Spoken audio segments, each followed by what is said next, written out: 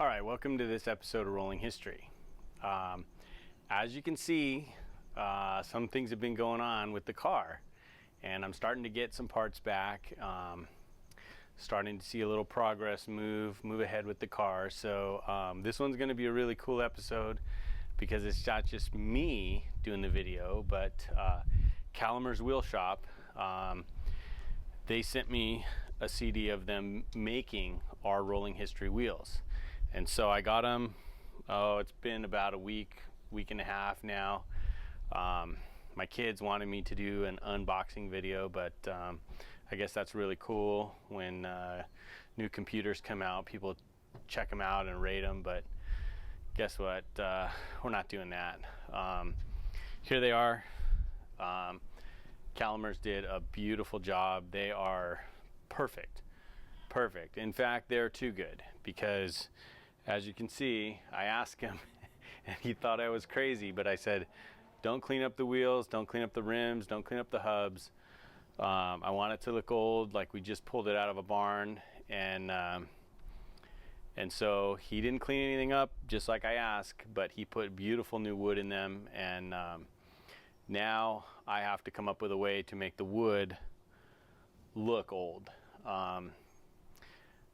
I've been researching it a little bit, and he sent me some samples of hickory to work with, so I don't have to experiment on the wheels.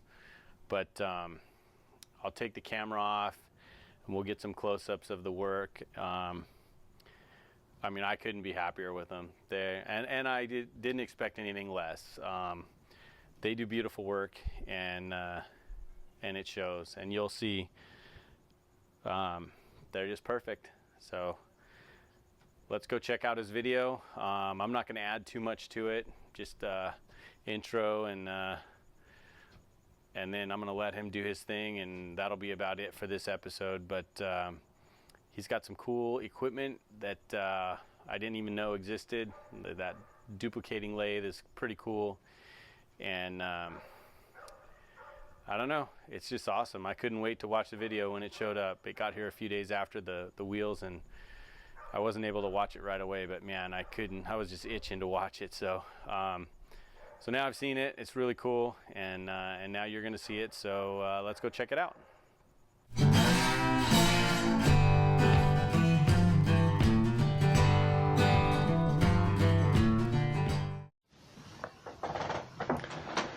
The wheels begin by duplicating spokes from a pattern made from an old spoke. The machine makes 3 spokes at a time and sands them as well. Blanks are bandsawn from planks of hickory. They are placed in the duplicating lathe and cut. It takes about 5 minutes for the machine to produce 3 spokes.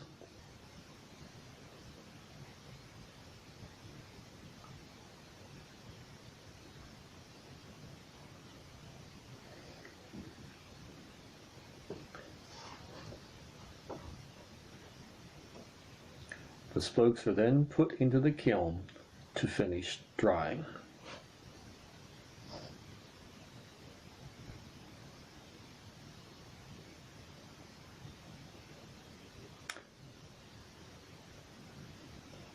Once the spokes are finished drying in the kiln, the angles are carefully sanded and fit together.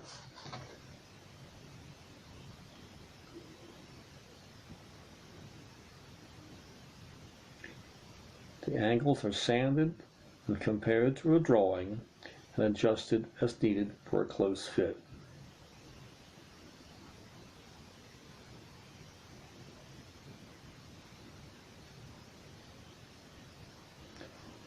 The spokes are then arranged around a central plug and held in place with a metal band.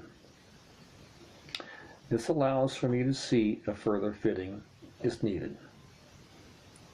Once all the spokes are fit properly, the location of the tenon shoulder is marked with the compass.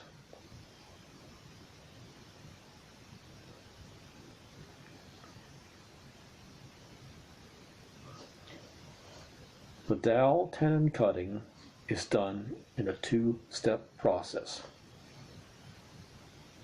A cone shape is put on all spokes first to allow the hollow auger to start its cut in the second step.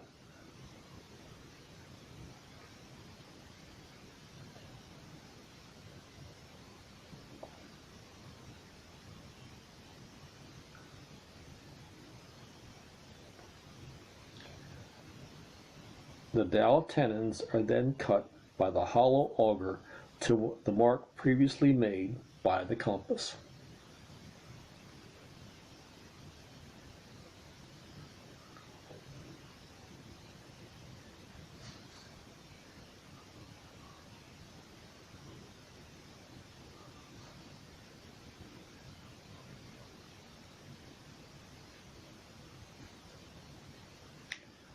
Once the tenons are trimmed to length, the spokes are sanded and placed in the steel felloe for the pressing process.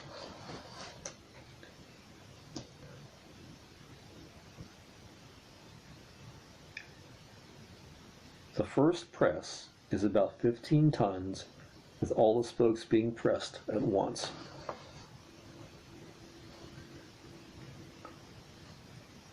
The individual spokes are then pressed to their final place, one at a time.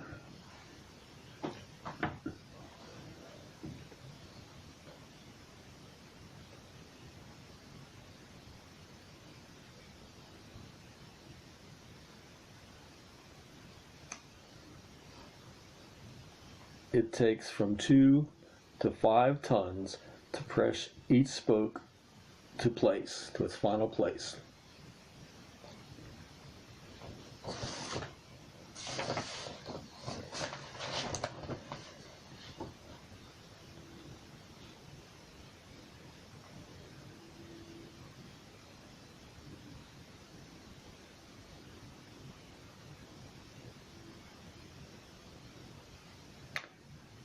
Once the last spoke is in place, the wheel is ready to have the center hub hole cut.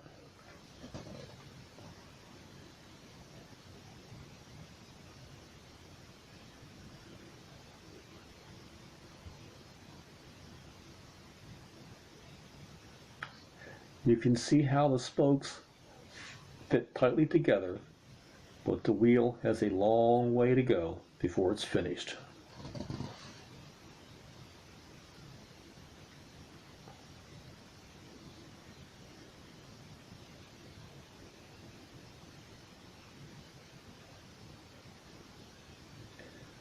The wheel is mounted on the boring machine and centered to bore the hole to accept the hub.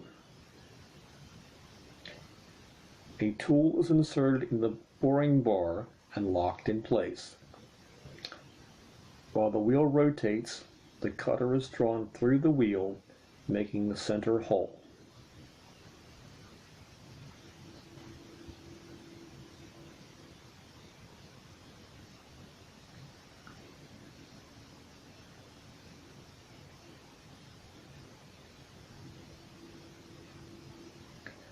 The tool is adjusted by feel, and care is taken to not make the hole too large for the hub. It takes a number of passes and repeated checking with the calipers.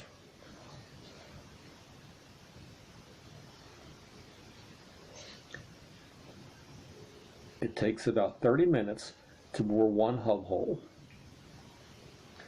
Once all the hub holes are done, it takes about 6 hours to complete a set of wheels.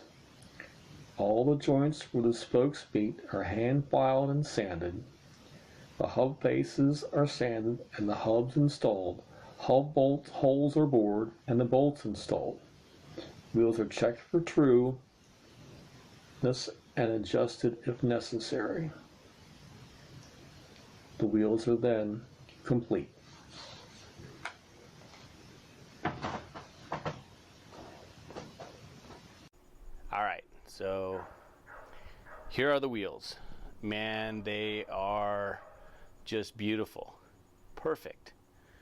All of the little areas where they come together, there's no gaps. This, I mean, he does great work.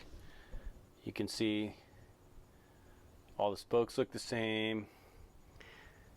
The rims look horrible. The hubs don't look so great, but the spokes are just, I mean, the work he did is absolutely beautiful, and I couldn't be happier. That's for sure. So we're one step closer. Now we have to get some tires on this thing and get it back on its wheels. And that'd be really cool to see it as a rolling chassis again. All right, thanks for watching this episode. Next episode, I'll have some details on the engine, where we're at with that. Parts are starting to come in. Things that were out are starting to get back, so it won't be too long, but that'll be for next video, and we'll see you later.